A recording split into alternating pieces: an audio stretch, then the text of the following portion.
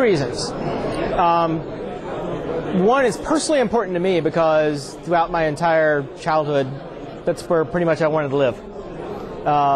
Like a lot of people here, I grew up reading science fiction and everything. I figured when I read a science fiction story, I didn't really view it as fiction. That was the way the world was supposed to be. As I've gotten older, one of the things that I've kind of learned is the world has gotten to be a crowded place. And 300 years ago, the world had the ability to cross the ocean and come to the New World to be able to act as a release mechanism for society. These days, we don't have that capability. Every place in the world has a national boundary around it.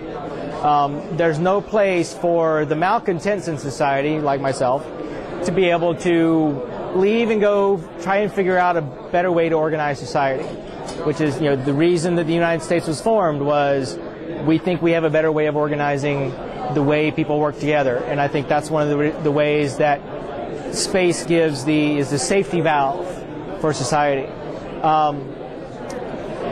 Extending that a little bit, it's also the way that humanity actually ends up living beyond the lifetime of the planet we're on.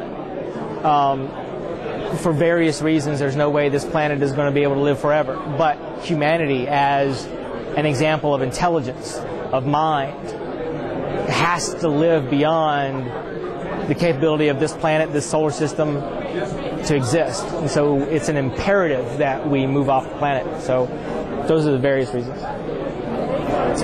What Masten Space Systems is doing is we're developing vertical takeoff, vertical landing, suborbital launch vehicles.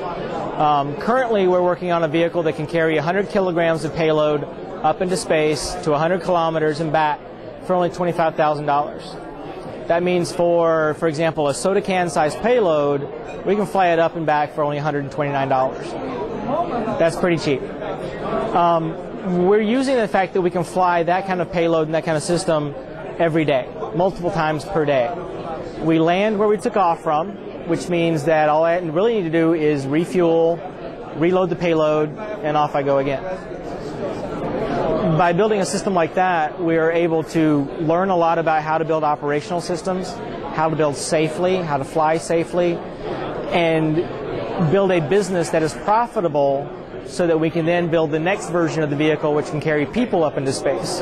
Still suborbital, but once I'm doing that, I can build a business out of that is profitable, that allows me then to build orbital systems, lunar systems, and so it's a spiral effect where we want to make sure that every spiral of development that we're building on makes money and funds the next level development.